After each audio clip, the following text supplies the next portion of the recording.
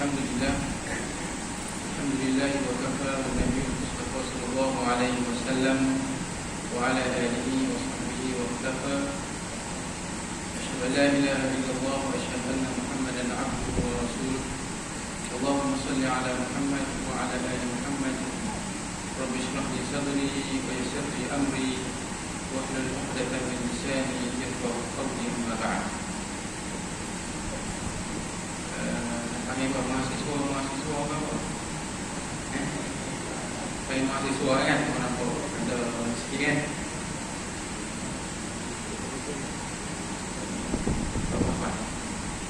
Okey, dengar. InsyaAllah. Jadi alhamdulillah, pertamanya kita mengatur kesyukuran Allah Subhanahu wa taala karena pada malam ini dapat kita meneruskan dari pengusian kita setelah beberapa lama tidak bertemu, ya.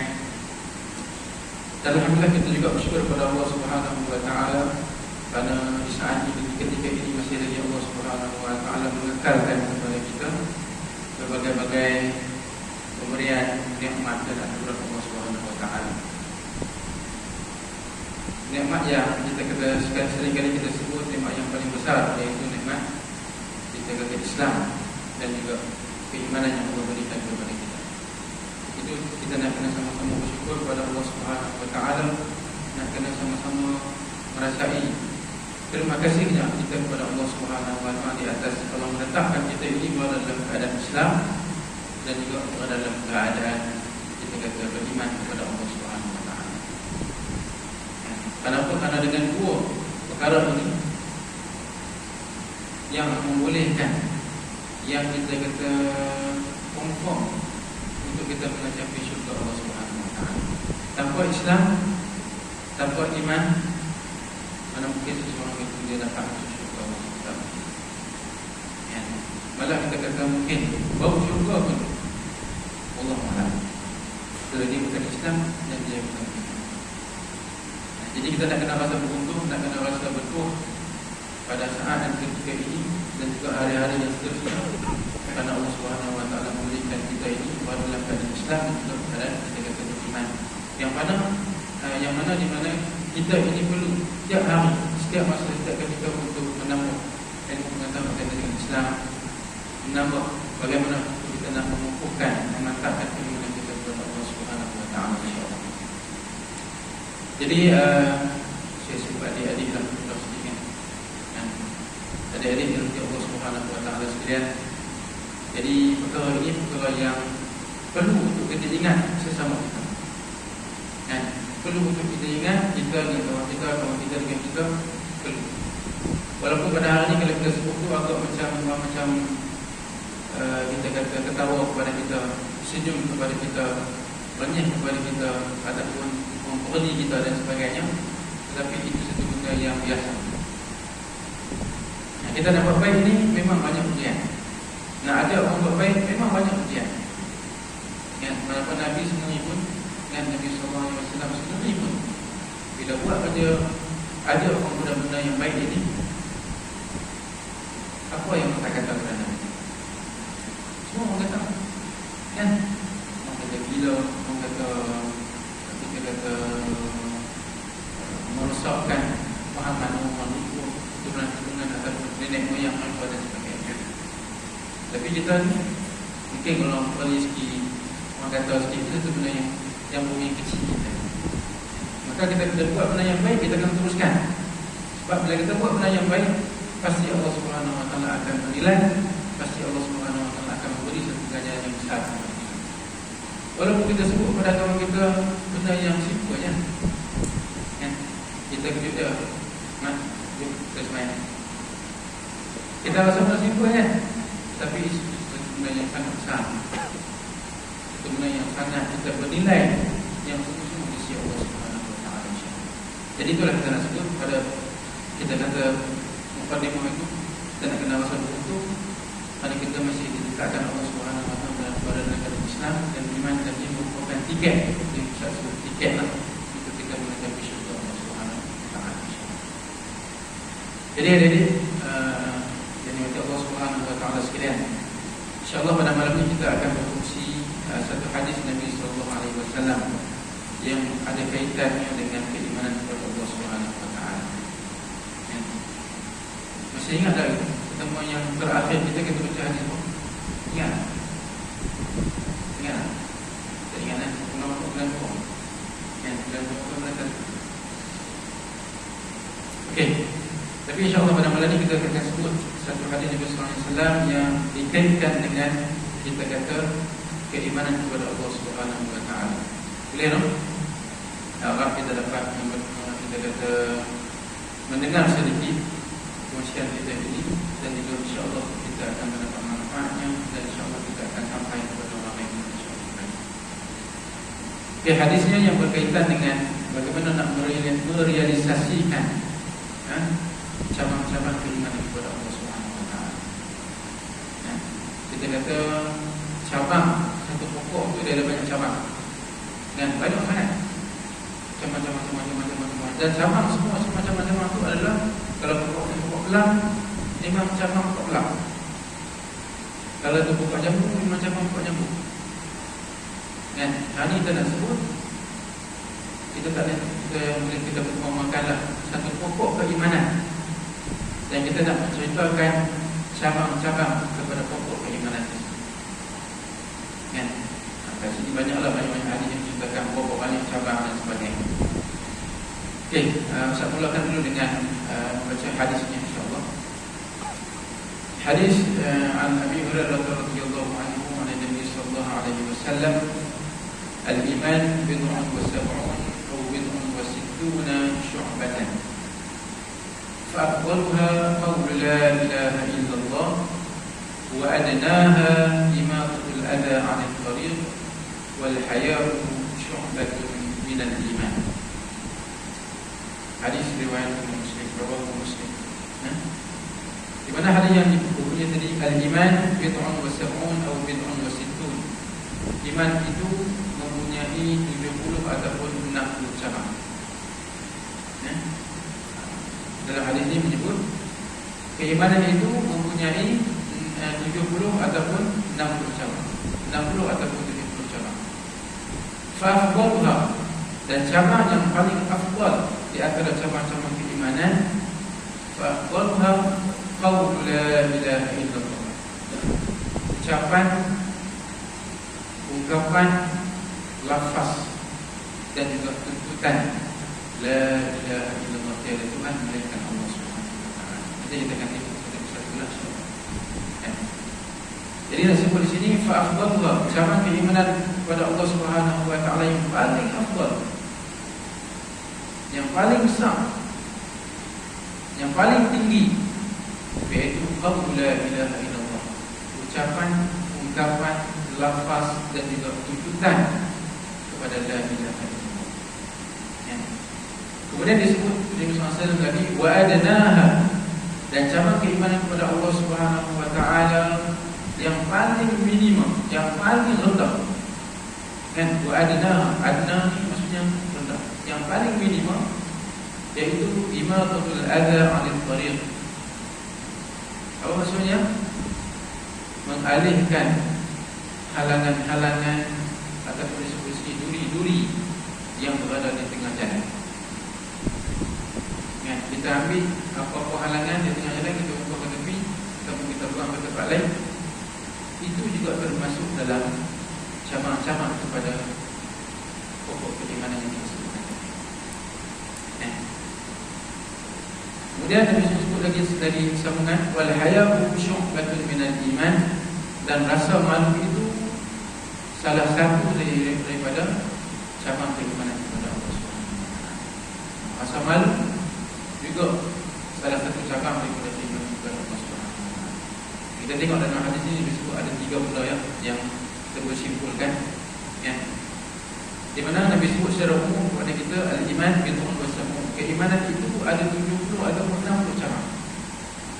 Tapi para ulama kita kata menceritakan. Itu maksud. Para ulama menceritakan bukan bermaksud 70 sahaja, bukan bermaksud 60 sahaja. Dan nanti kita akan tengok dalam riwayat yang lain juga sebut ada 69, ada lebih pada itu dan sebagainya. Tapi nak menggambarkan di sini bahawa keimanan itu banyak cabang.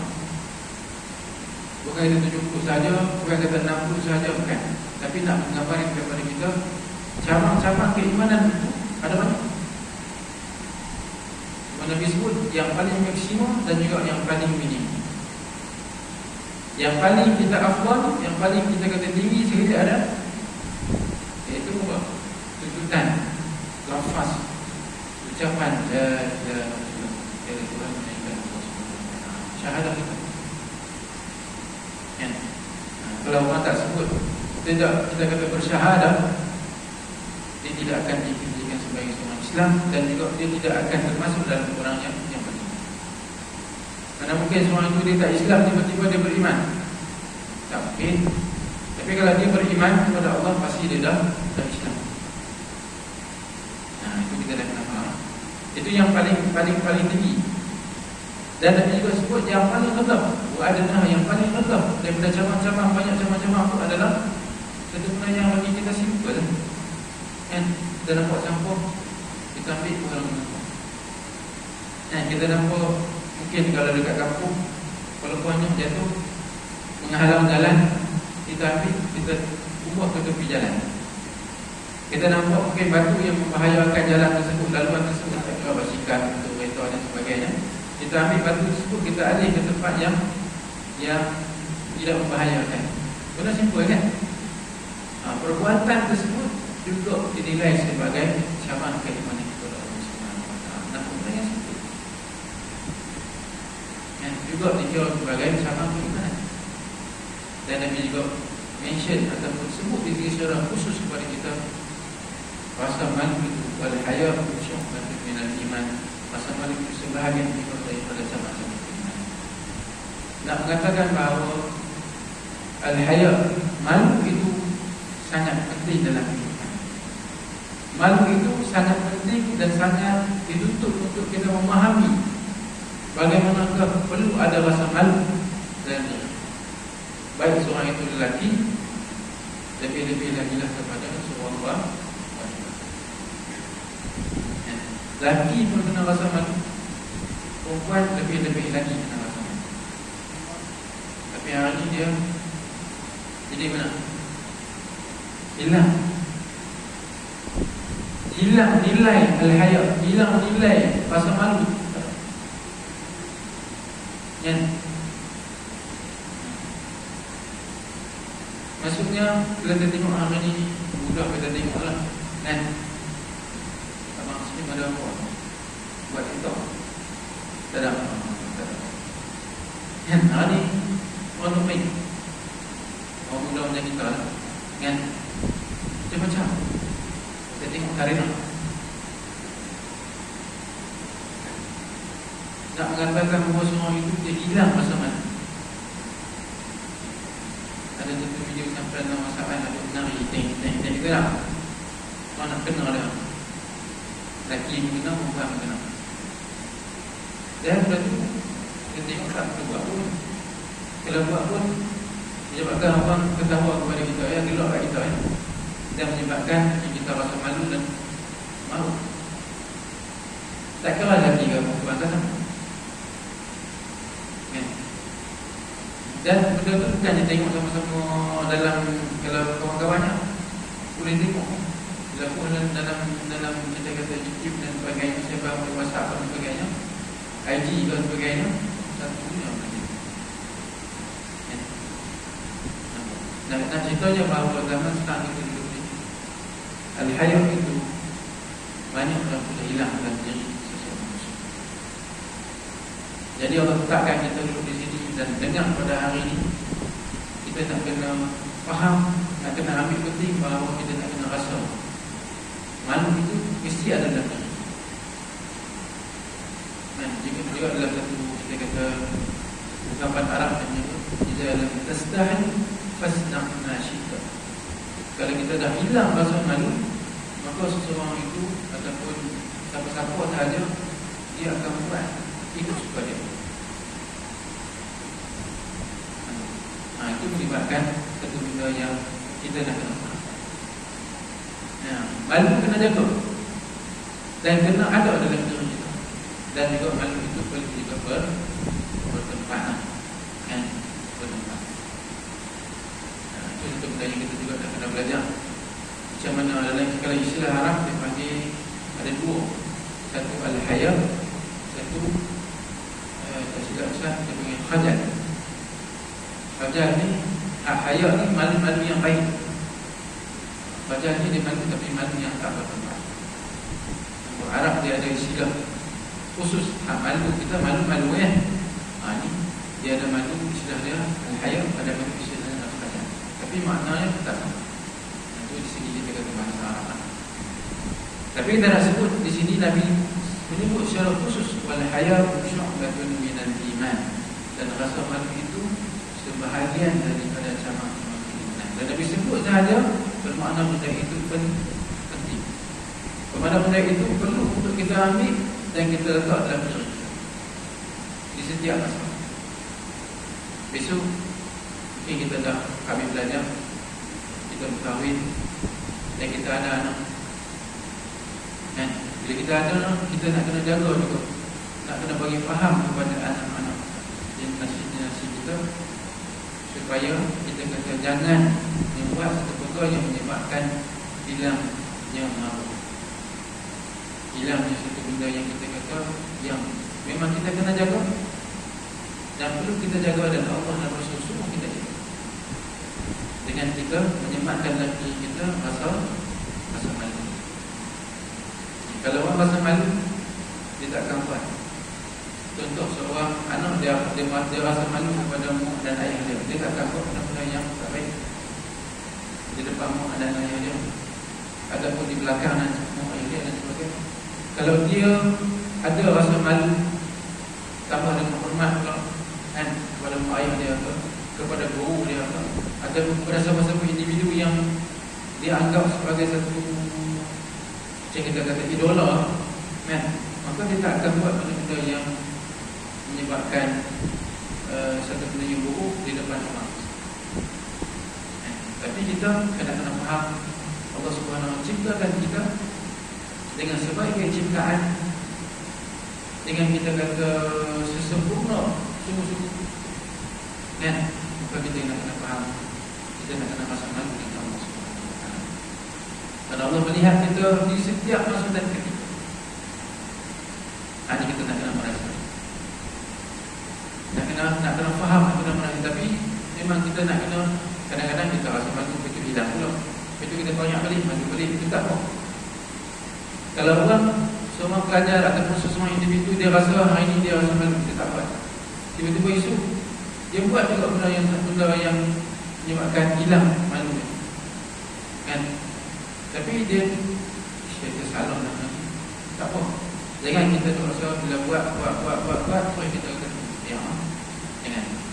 Bila mana kita ada timbal balik, kita buat, kita hisap, kita buat, kita istighfar, kita buat, kita taubat, masih di situ, masih lagi ada kita kata kaitan kita dengan keterikatan kita dengan Allah Subhanahu Wa Taala.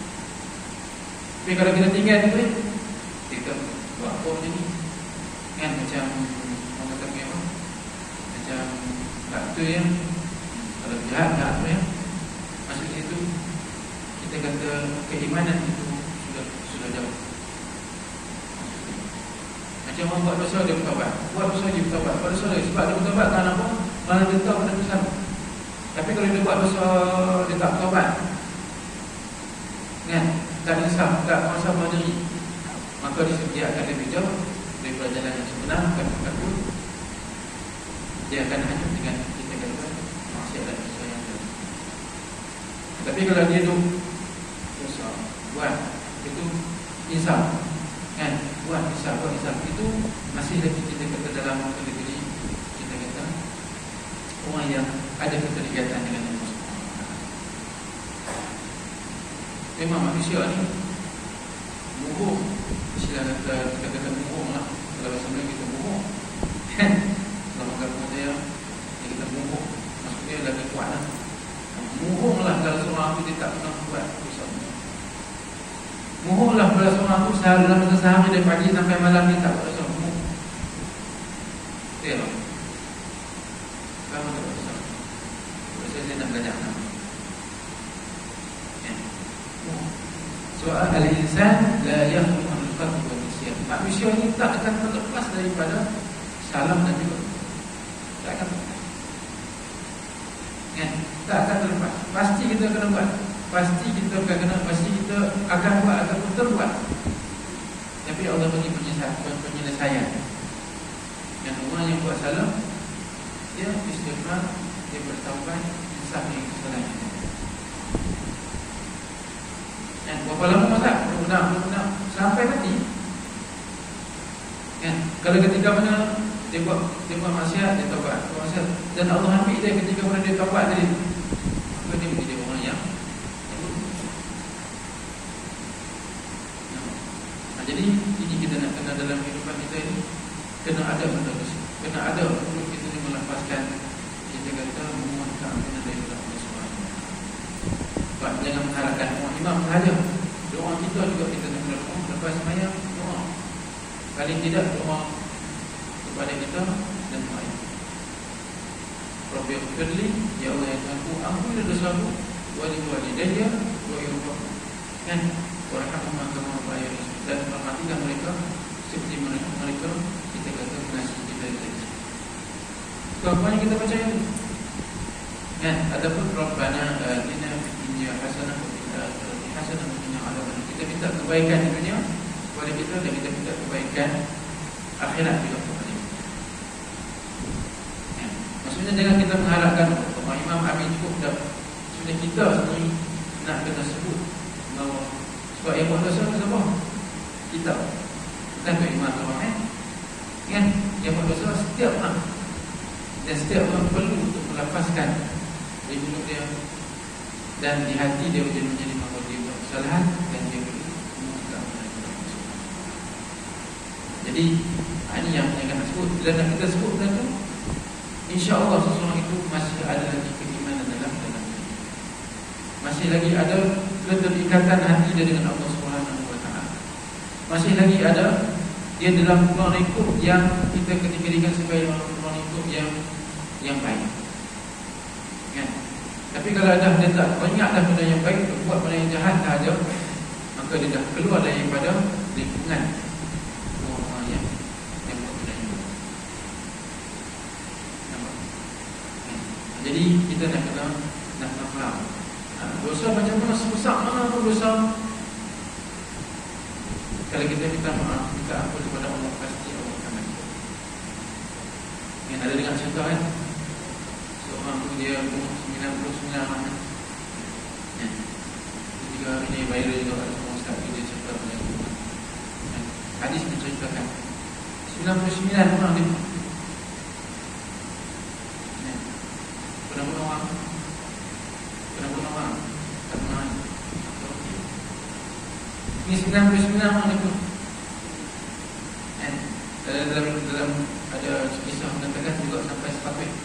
Tak kali sepapit, Pak Mangga tak bertujuh pada dia jalan menuju kepada semua tubuh yang dia nak.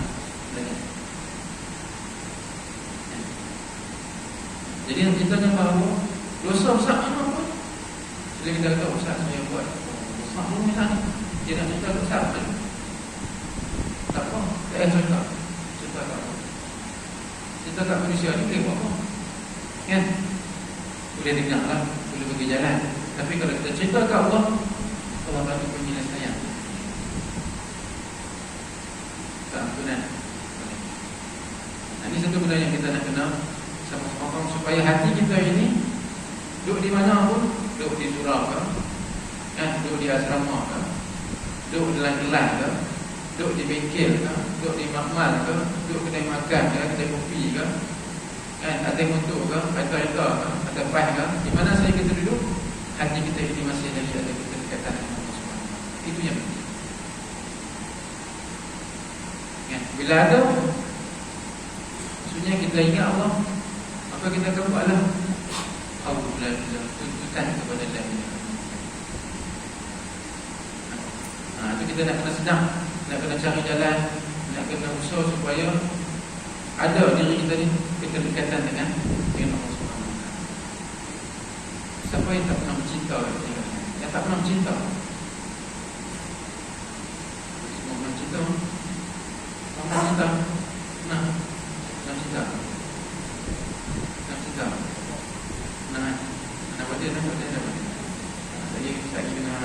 siasat. Orang pernah cinta. Dia perlu tak cakap, tapi mata tak bercakap. Okey, dan cinta ni semua pernah bercinta. Bila bercinta ni dia rasa apa? Apa? Rasa teringat, seronok kan, seronok. Tapi dah teringat kan? Bila makan tu teringat. Ya. Kalau tengok penyapu, teringat. Tak tu tahap yang tinggi sikit lah. Ya. Tapi nak ceritanya, bila cinta tu dia akan teringat. Kita nak kena fikir macam mana kita nak buat. Kita teringat Nabi SAW dan kita teringat macam mana kita teringat masa cinta. Boleh? Agak boleh? Bolehnya kena tapi kena usaha. Macam mana perasaan kita itu kan terbuat-buat. Contoh kata-kata macam mana, contoh kata mesin nak jumpa dan sekian-sekian tempat. Kita nak semua nak jumpa ya. Hak lain tu jumpa orang dia. Hak lain tu kita kata tak ingat lah kawan ada pergi makan ke apa yang kita ingat. Yang tuan nak jumpa. Sebab ada tu. Macam mana kita nak buat perasaan yang macam tu? Kita ingat Allah SWT dan juga Nabi SAW. Itu kita kena fikir. Dan kita kena usaha. Usaha payah usaha. Saya kadang-kadang yang selawat sehari tak kira selawat pun perempuan. Dan bila sehari tak selawat langsung kan lagi. Kan kalau kita selawat tu tanda kita ingat. Tapi saya tak selawat langsung. Kan? Main hari Jumaat tu baru peringat untuk hadir kita. Itu pun kalau jaga. Kalau tak jaga tu memang saya pun habis hari Jumaat. Jadi kita nak kena fikir macam mana kita nak ambil perasaan tu. Untuk kita ingat Allah SWT, untuk kita rasa dekat. Itu juga Nabi SAW kita ingat Nabi dan kita rasa dekat. Payah, memang payah. Tapi kalau orang usaha buat, dia akan main, dia akan datang, dia akan nampak jalan. Mungkin orang ni dia try, dia usaha-usaha, cabar dah macam tu. Mungkin yang lain dia usaha, cabar dah macam tu. Jadi nak cerita yang bawah, nak cerita keterikatan di hati kita dengan Allah SWT itu perlu untuk kita buat, kita plan, kita usaha bagi ada lagi. Macam mana cara pun pulang masing-masing, pulang kepada kreativiti masing-masing untuk kita usaha, plan, cara jalan untuk kita rasa cerita dekat dengan Allah SWT. Mungkin ada orang tanya, Ustaz, saya buat juga Ustaz. Tapi satu lagi saya banyak cinta tu saya tak boleh lupa. Dia buat juga. Dia orang kan? Ada kan? So dia hak cinta dengan cinta ada. Tapi saya nak usaha juga buat. Ingat macam mana Ustaz sebut, ingat Allah, ingat Rasul. Boleh tak? Kalau tanya Ustaz akan boleh buat. Tapi bila kita kena lebih lah, kena balance lah ya. Bila kita buat, nanti kita akan rasa hak mencinta tadi itu dah jadi itu benda yang hati kita dah rasa macam tak boleh. Orang nak buat ini tak boleh. Dia akan mess. Sebab kita usaha untuk cinta Nabi dan cinta. Dan benda itu baik ke tak baik? Baik. Kan? Kalau Allah izin, mungkin kita dah besok betul itulah jodoh kita. Jodoh. Tapi di samping itu kita nak kena faham, kita nak kena buat usaha plan macam mana diri kita, hati kita ni ada berkaitan dengan Allah SWT. Sebab itu benda yang semua orang kena. Ustaz ke, bukan ustaz ke, belajar ke, mengaji agama ke, bukan mengaji agama ke, orang biasa, semua kena ada hubungan dengan Allah SWT. Kalau tak ada, itu benda yang rugi. Itu benda yang rugi, oleh boleh dapat, boleh usaha, tapi kita ada peluang, ada usaha, ada peluang dan ada ruang pada kita untuk kita buat, kita usaha. Maka kita lakukan. Okay, insyaAllah kita kembali kepada hadis yang kita sebutkan tadi. Al-iman bid'un wa sab'un atau bid'un wa sittuna syu'batan. iman dia itu mempunyai 70 ataupun 60 cabang. Cabang yang paling afdal adalah tuntutan ataupun qaul la ilaha illallah, tuntutan ucapan lafaz la ilaha illallah, wa adnaha, dan cabang keimanan yang paling rendah, yang paling minimum adalah kita mengalihkan halangan yang berada di tengah jalan, dan disebut juga wal haya wa syahwatun minal iman, rasa paling sebahagian daripada keimanan yang kita nak kena pegang, kita sebutkan tadi, dan kita letakkan dalam diri kita supaya diri kita ni ada, kita panggil tahap pasangan, tahap pasangan sampai tahap tu tak boleh buat 5 rumah tadi. Ini macam-macam. Kita tengok takut. Ustaz sini takut. Rumah anak kamu sebab kamu bersama-sama nasi, sama-sama level, sama-sama kita panggil apa? Kita panggil sama-sama umur ni. Dia kadang-kadang dia, tapi bila kita dah meningkat satu masa satu umur, kita akan fikir, kalau kita dah ada anak, kahwin ada anak dan sebagainya, kita akan fikir kita boleh tak boleh nak macam itu. Jadi benda yang tak boleh, jadi benda yang salah. Mungkin zaman lalu kita nampak kita boleh enjoy lagi sebagainya, tapi mungkin kena dengan zaman, tapi kita kena faham, kita akan bawa diri kita kepada satu benda yang boleh kita kata menjadi kita orang yang baik. Okey. Jadi kita tengok sedikit penjelasan kepada hadis ini. Jadi hadis ini hadis riwayat Imam Muslim, ni hadis sahih. Okey, sedikit penjelasan kepada hadis yang kita bacakan tadi. Tulisan aku sebelah. Sebelah tu. Ini. Okey ya. Tak apa kita. Kita bilang 15 minit bisik. Kita tengok pada penjelasan. Penjelasan hadis ini Nabi menyebut kepada kita ataupun uraian kepada hadis ini. Iman adalah satu kesatuan yang terdiri daripada 60 ataupun 70 cabang. Oleh itu, setiap Muslim dalam memahami cabang keimanan tersebut. Ingat, kita nak kena faham. Kalau boleh kita cari 60 cabang tu apa dia? Kita cari 70 cabang tu apa dia? 70 cabang. Supaya kita kata sudah mampu buat ni, termasuk dalam keimanan, cabang keimanan.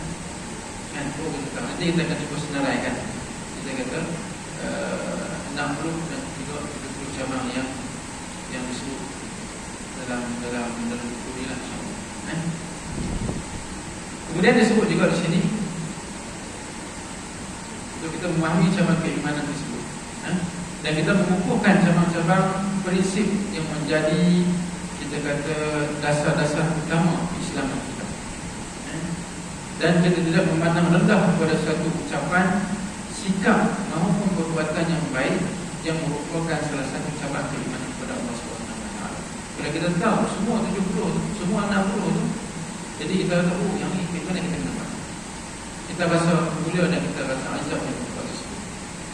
Hal ini kerana disebut antara satu cabang dengan cabang yang lain saling mempengaruhi, saling ada kaitan, berkait di antara sama lain. Jika kita mengukuhkan salah satu cabang keimanan, maka akan memberi pengaruh yang baik kepada cabang-cabang keimanan yang lain. Sebaliknya, jika kita kata melakukan ataupun menjauhkan diri kita daripada cabang keimanan tersebut, maka kita buat diri bahawa kita ini jauh, dan kita sentiasa al-buah dan lupa dan jauh daripada Allah SWT. Jadi kita nak kena faham. Kita kata apakah 60 dan 70 cabang yang kita kata dihimpunkan dalam buku ni lah. Walaupun kalau tengok pada yang lain ada menyebut 69. Kalau Imam Bukhari dia menyebut di sini lebih daripada itu, lebih daripada 69 cabang. Tapi kalau kita dah faham 60 tu apa, 70 tu apa, semuanya bila kita buat benda tu, kita tahu ini adalah sebahagian daripada keimanan kepada Allah SWT. Okay, ya? Jadi kita tengok sedikit pembahagian kepada cabang-cabang keimanan. Saya bacakan sikit di sini. Mengenai jumlah cabang keimanan, Imam Al-Baihaqi telah menyebut mempunyai 77 dalam riwayat yang lain 77 cabang Sedangkan dalam riwayat yang lain Imam Ibn Hajar mengatakan 69 sama keimanan. Semua nama-nama ini bukan maknanya 77 kan nak menambahkan disebutkan tadi banyaknya macam-macam keimanan kepada Allah Subhanahu Wa Taala. Kemudian buku ini dihimpunkan, pengarang buku ini dihimpunkan, diambil daripada kitab kata Imam Hajar dan kitab Fathul Bari karangan Imam Hajar, dan dia bahagikan macam-macam keimanan itu kepada beberapa taduk yang besar. Di antaranya macam-macam keimanan yang melibatkan hati. Apakah macam-macam keimanan kita kata ini? Kemudian macam-macam keimanan yang melibatkan lisan ataupun lidah kita. Macam keimanan yang melibatkan anggota badan kita yang kita buat, yang kita lakukan, kan? Dan juga perkara-perkara yang lain yang melibatkan keimanan kepada Allah Subhanahu Wa Taala. Jadi saya bacakan dulu perkara ini, dan ada yang telah kita buat, dan mungkin juga ada yang kita jarang-jarang buat, dan juga mungkin ada yang kita tak buat dan kita kena buat. Cara keimanan kepada Allah Subhanahu Wa Taala yang melibatkan hati, kita, iaitu disebut di sini al-iman billah, beriman kepada Allah Subhanahu Wa Taala. Ini yang kita buat lah. Dan kita kena faham, dan kita nak kena tambah, dan kita nak kena kukuhkan bagaimana keimanan kepada Allah Subhanahu Wa Taala itu yang kita perlu. Termasuk di dalamnya iman dengan zat dan sifat Allah Subhanahu Wa Taala, mentauhidkan Allah Subhanahu Wa Taala dengan penuh keyakinan, dan tidak ada perkara-perkara yang melibatkan syirik dalamnya. Dari segi keimanan kepada Allah Subhanahu Wa Taala, lawan dia adalah syirik. Saya sebut pada pertemuan yang sebelum ini, syirik. Jadi nak sebut di sini bahawa kita nak kena faham keimanan ada dia punya batasan dia, dan juga dia ada sekatan di antara keimanan dan juga ukuran keimanan dan juga syirik. Ini kita nak cari, nak kena baca, nak kena belajar dan sebagainya. Itu yang pertama yang melibatkan hati, sebab keimanan datang daripada hati. Yang kedua, beriman kepada malaikat. Ini kita nak kena ulang balik. Beriman kita beriman kepada malaikat. Malaikat yang jaga kita sentiasa mencatat kebaikan dan juga keburukan. Tak terlepas walaupun sikit. Tak terlepas walaupun kita duduk seorang-seorang, walaupun kita duduk ramai-ramai, walaupun macam mana keadaan kita pun, malaikat akan mencatat semua kita kata kebaikan dan keburukan. Dan benda tersebut pasti dan yakin akan dipaparkan kepada kita.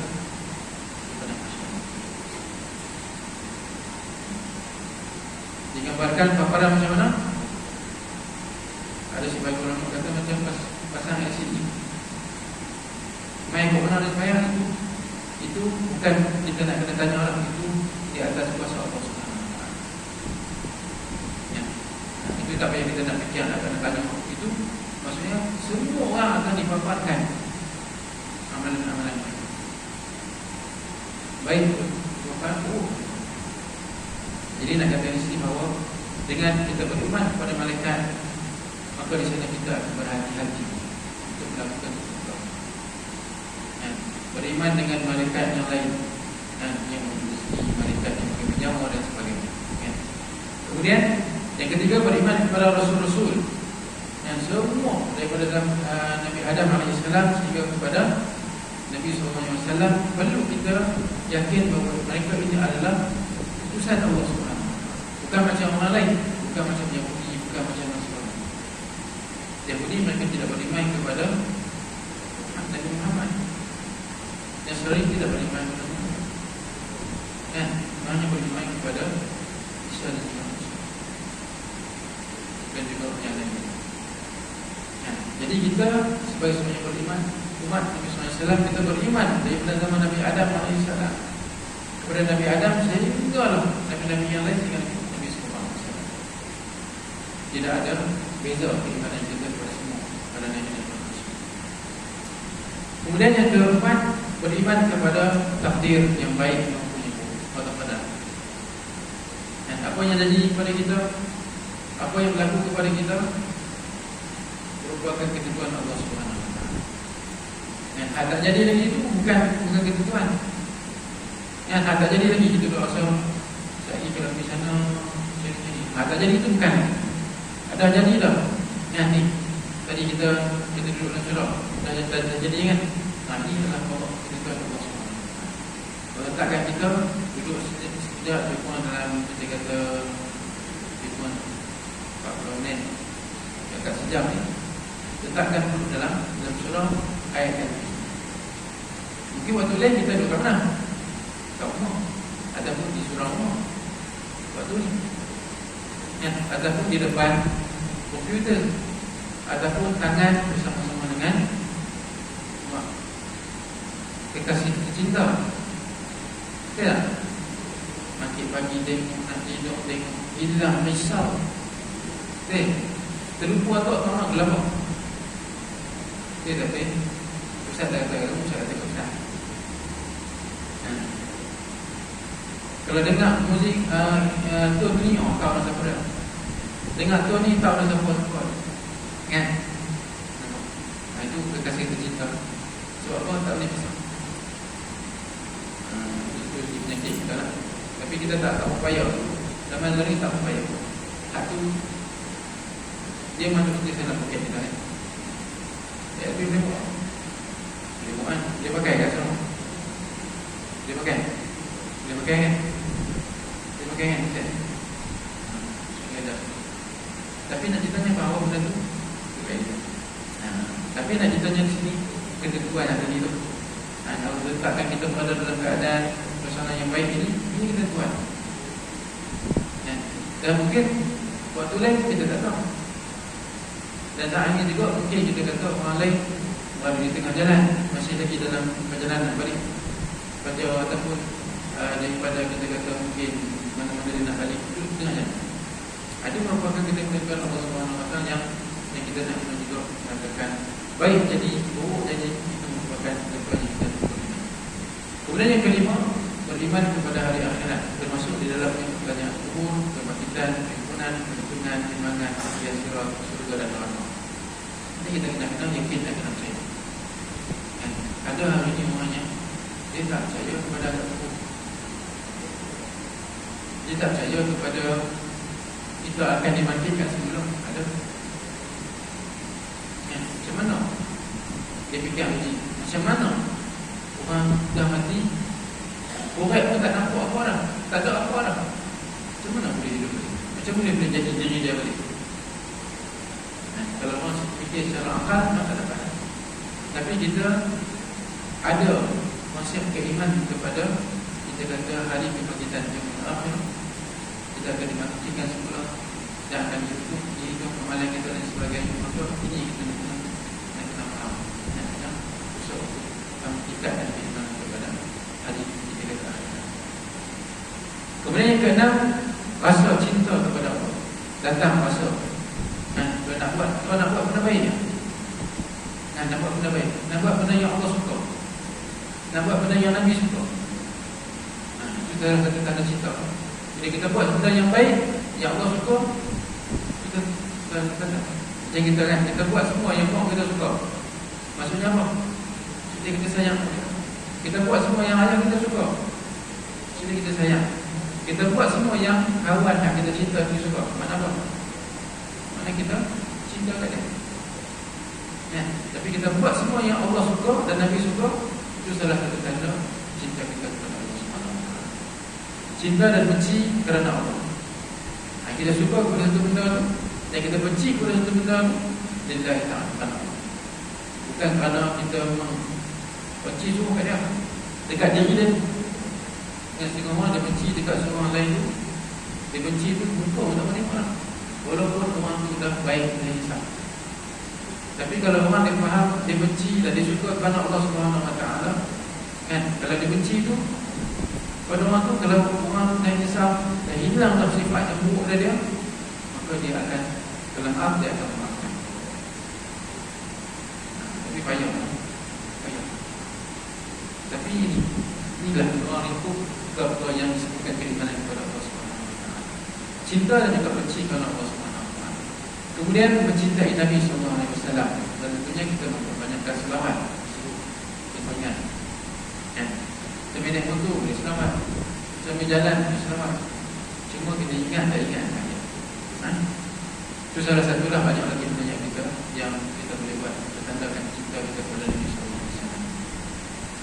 Kemudian meyakini dan mengagungkan, termasuk di dalamnya membaca selawat untuknya Nabi sallallahu alaihi wasallam dan mengikut sunnah Nabi sallallahu alaihi wasallam. Kita buat apa yang Nabi buat, itu juga salah satu tanda cinta kita kepada Allah. Ikhlas. Ikhlas juga salah satu cabang keimanan kepada Allah Subhanahu wa taala. Taubat. Kita sentiasa bertaubat. Mohon keampunan. Lafaz doa-doa yang minta ampun kepada Allah Subhanahu wa taala itu juga termasuk kita kata cabang keimanan. Kemudian takut. Takut ni apa? Al-khauf. Takut ni maksudnya takut untuk melakukan maksiat. Takut untuk melakukan kesalahan. Takut untuk buat benda-benda yang boleh mendatangkan dosa. Macam kita tengok polis kan? Ada kelompok membantu.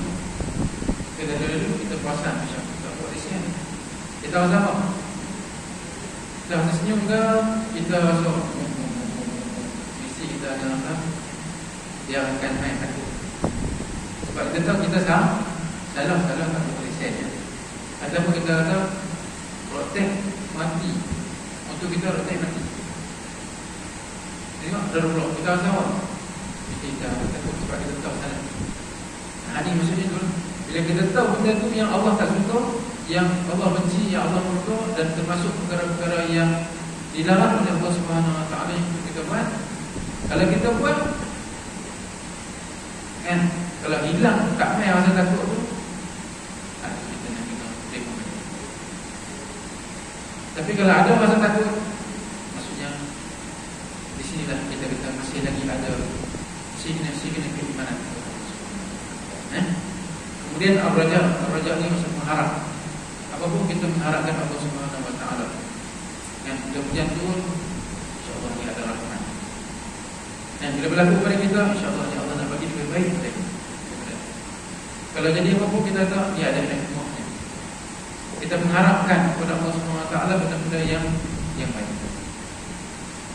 Jangan kita kata sudah memakai apa? Menentang ataupun tak kisahlah, memukul diri sendiri, menyalahkan diri sendiri dan itu sebenarnya tak. Raja ini maksudnya apa yang berlaku kita mengharapkan insya-Allah ada kebaikan. Ada hikmah. Tapi kalau salah itu kena denda juga lah. Jangan punya hikmah. Punya hikmah ni tak kena. Kalau salah kena denda, kena bagaimana? Salah kita. Tapi di sebalik kita kena denda tu, kena apa-apa sahaja tindakan, pastinya ada hikmah. Di sebalik itu. Kemudian yang ke-14 bersyukur. Syukur itu perlu jagaan kita. Lafazkan syukur kita kepada Allah Subhanahu wa taala. Alhamdulillah dan sebagainya. Kemudian setia kita untuk kepada jalan Allah Subhanahu wa taala, setia kita untuk kita melakukan kebaikan, setia kita untuk kita meninggalkan kebaikan. Kemudian sabar. Kemudian redha dengan ketentuan Allah Subhanahu wa taala. Kemudian kita ada dalam diri kita konsep tawakal. Buat apa pun usaha. Kemudian kita tawakal. Sebab apa? Kalau usaha saja tanpa tawakal, bila kita dapat satu hasil, satu keputusan yang tak kena dengan apa yang kita rasa, kita akan rasa apa? Putus asa, kita akan menyalahkan orang lain, sampai kadang-kadang kita menyalahkan Allah SWT. Tapi kalau kita usaha, lalu kita berserah kepada Allah SWT. Kita berusaha, kita buat yang terbaik dah, dan kita jawab yang terbaik dalam peperiksaan contohnya, kita buat yang terbaik dalam ujian kita contohnya, dan sini kita berserah kepada Allah. Dan kita ada konsep tawakal kita. Apa yang berlaku, berjaya ke, kurang sikit ke, maka di sana insya-Allah kita masih lagi ada hubungan kita dengan Allah. Kita tidak akan menyalahkan orang lain, tidak akan menyalahkan siapa. Kemudian al-hub, iaitu kasih sayang. Kasih sayang ni dan diri kita.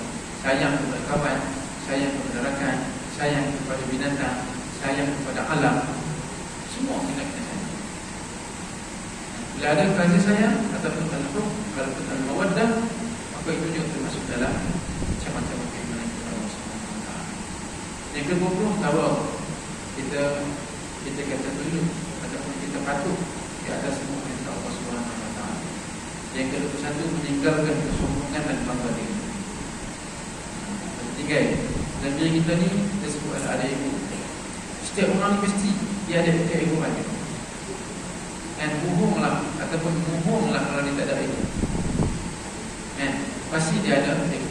Maksudnya sini, kalau dia boleh menundukkan keegoan dia tu, maka di situ insya-Allah orang itu dia masih dalam lingkup yang kita kata keimanan. Tapi kalau dia tak nak kontrol keegoan dia, tak nak kontrol kesombongan dia, tak nak kontrol bangga diri dia, maka dia akan buat satu benda yang salah.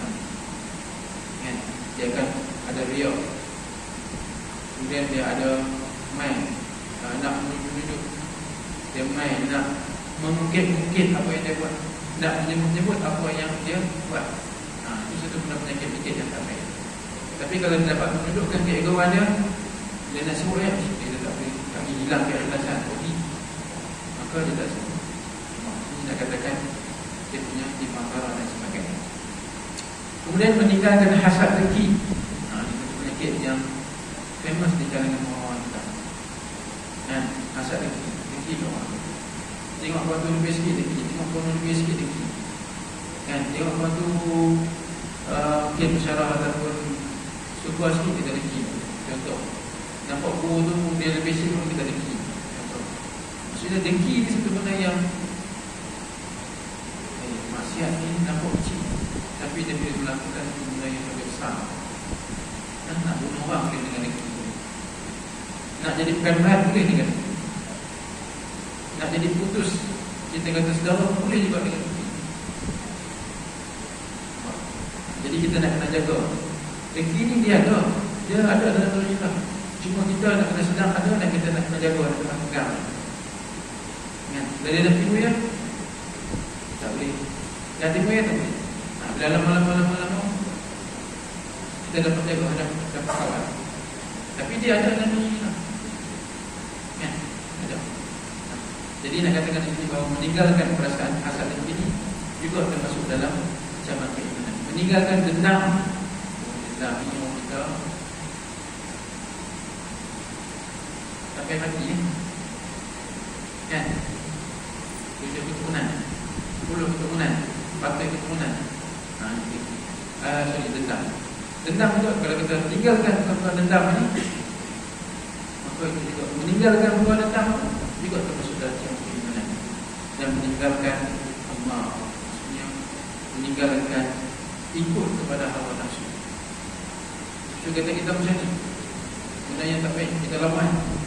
Hak lawan maksudnya tanda kita ada keimanan. Semua masing-masing dia tahu dalam diri dia. Kalau dia nak buat itu dia lawan. Dia lawan itu maksudnya dari dia masih ada keimanan. Tapi kalau dia ikut ketika itu, keimanan dia hilang. Mungkin lepas dia buat itu, dia rasa isi hilang. Maksudnya keimanan itu ada balik. Satu benda yang biasa sebenarnya tu. Tapi bila mana kita nak kena gerak untuk kita nak merasa bahawa kita gerak merasa bahawa itu, insya-Allah Allah Subhanahu Wa Taala akan beri kita kata kebaikan kepada kita. Sebab Allah nak kita buat baik. Bila kita buat baik, Allah akan suka. Tapi bila Allah suka, Allah akan bagi jalan-jalan yang lain. Itu kalau itu kat sini ada 24 sama keimanan yang melibatkan hati. Kita ambil sikit lagi. Sama keimanan yang melibatkan lisan, lidah kita, iaitu mengucapkan kalimah tauhid, la ilaha illallah, berzikir, tilawatul Quran, banyakkan kita baca Al-Quran, mempelajari ilmu. Tak ada salah ilmu apa-apa, fardu ain ke, fardu kifayah ke, tak kita belajar ahli ke, kelas ke. Dan mungkin fardu ain itu semua orang kena belajar. Fardu kifayah tak semua orang kena belajar. Mungkin ada hari ni yang ambil contoh sini usul baik mana ni. Contoh saya kata di Kuala Batam tak ada kedai handphone lain. Contoh tak ada kedai handphone lain. Semua kedai handphone yang bukan Islam. Itu kita nak kena jaga, nak kena rasa bersalah. Sebab Allah, sebab ada. Tapi bila mana ada seorang belajar hikmah, tengok Islam dia belajar hikmah, dia faham yang dibuka kedai, maka menjadi terlepaslah kepada orang-orang lain. Dia akan mungkin satu masa dulu dalam bidang kedokteran, betul dia banyak bidang-bidang kan. Bidang kedokteran itu dalam kita sebagai puan, tak ada orang lain, tak ada orang Islam. Jadi satu perkara yang kita kata salah dari segi kita kata kita. Tapi bila mana ada kita kata orang Islam belajar dan dia bekerja di situ, maka menjadi satu terlepas kepada peraturan. Jadi kita buat ni bukan satu benda yang biasa, tapi benda yang melepaskan kefarduan yang disebut fardu kifayah. Tak kisahlah fikir ke apa kan, bila kita buat, kita telah melepaskan kayat kefarduan kewajipan kepada orang Islam yang kita jadikan sebagai fardu kifayah. Manakala fardu ain dari itu kita kena setiap orang kan, tak kira dia ustaz ke, usaha bintir ke, usaha ikon ke, doktor ke, penyaga ke, fardu ain dia kena buat. Semayang dia kena semayang, puasa dia kena puasa, dia kena faham. Jadi fardu kifayah maksudnya kita telah melepaskan kaitan kewajipan yang wajib untuk Islam, tapi tak semua orang. Itu benda yang baiklah sebenarnya. Jadi nak kata di sini bahawa mempelajari ilmu juga termasuk dalam termasuk pimpinan yang melibatkan Islam dan juga mengajar. Esok kita dah belajar kan, kita belajar. Saya telefon pun, semua telefon, telefon, okey.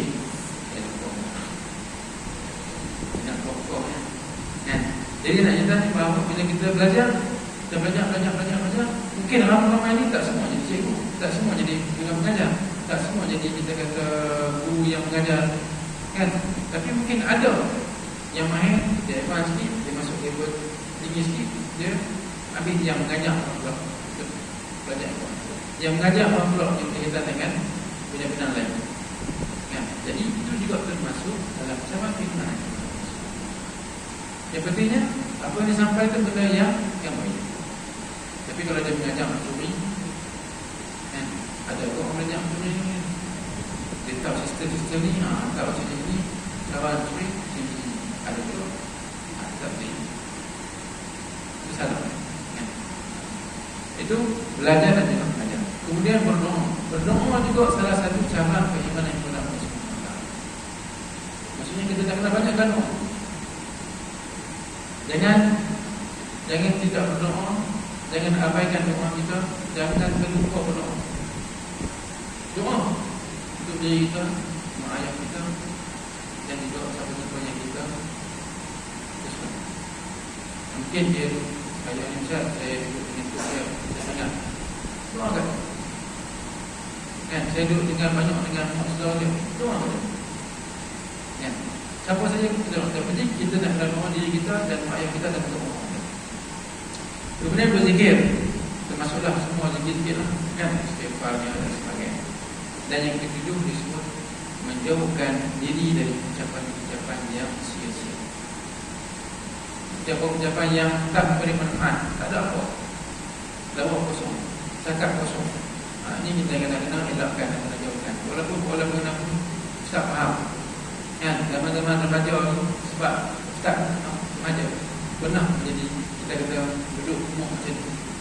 Maksudnya kita ni kadang-kadang cakap kosong tu satu benda yang memang ada kan? Tapi jangan sentiasa kita cakap kosong, sentiasa cakap benda-benda yang tidak bermanfaat. Cuba cari tajuk yang boleh memberi manfaat kepada diri kita dan juga kepada orang kita yang lain. Itu 7 cabang keimanan yang melibatkan kita kata lisan dan lidah kita, insya-Allah. Jadi usaha sekali itu buat kita fungsikan pada malam ni, dan insya-Allah kita akan bertemu pada kita kata pertemuan yang akan datang. Kita sambung sikit tadi cabang keimanan yang melibatkan anggota badan diri kita, apa yang kita buat termasuk dalam cabang keimanan, dan juga cabang keimanan yang melibatkan perkara-perkara yang lain, insya-Allah. Jadi sekali itu pertemuan kita, dan saya mengharapkanlah pertemuan yang kita duduk ini, semoga Allah SWT beri kerahmatan, beri kita kata hidayah, dan juga beri keampunan kepada kita. Beri keampunan kepada kita. Sebab apa? Sebab bila mana kita buat satu benda yang baik, pasti di sana ada disebut sebagai kafar kerana Allah Subhanahu Wa Taala. Kita buat satu benda yang baik, buat apa saja, pasti di sana pahala dapat, kita ampunan dapat. Itu banyak yang diberikan kepada kita. Yang pastinya kita nak kena buat benda-benda yang baik, dan tinggal benda-benda yang tidak baik, yang tidak beri manfaat dan kepada diri kita. Allah malam sekali itu saja pengusian kita pada malam ini, yang melibatkan hadis yang mensyarahkan berkaitan dengan cabang-cabang keimanan kepada Allah Subhanahu Wa Taala. InsyaAllah kita akan sambung pada pertemuan yang akan datang dalam hadis yang sama juga, dalam kita kata tajuk yang kecil, iaitu cabang keimanan yang melibatkan kepada supaya kita tahu yang ni cabang keimanan kepada Allah Subhanahu Wa Taala. Kita jelas rupanya doa juga cabang keimanan, rupanya kita kata mengajar juga cabang keimanan. Yang kita urus saling. Okay, wallahu alam. Sekali lagi saja pesan kita pada malam ni. Kalau ada soalan mungkin nak tanya. Satu, dua, tiga. Tak ada. Kalau tak ada, jadi kita sanggup kita kata kita khusyat kita pada malam ni dengan kita seperti bang dan subhanallah.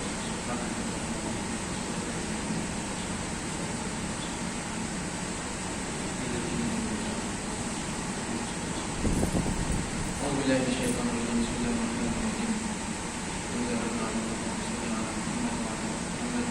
Allahumma jama'na hadha jama'na wa qulna wa qulna ya muqaddimat wa inna ala dinika wa ala ta'atik sallallahu alaihi wa sallam. Alhamdulillah. Sedikit pesanan kepada kita, insyaAllah. Sekarang ni musim COVID ni tengah meningkat, maka sama-sama lah kita kena jaga. Kena jaga. Kita kata khususnya SOP ni pesan ya. Mas, jangan kita jarakkan.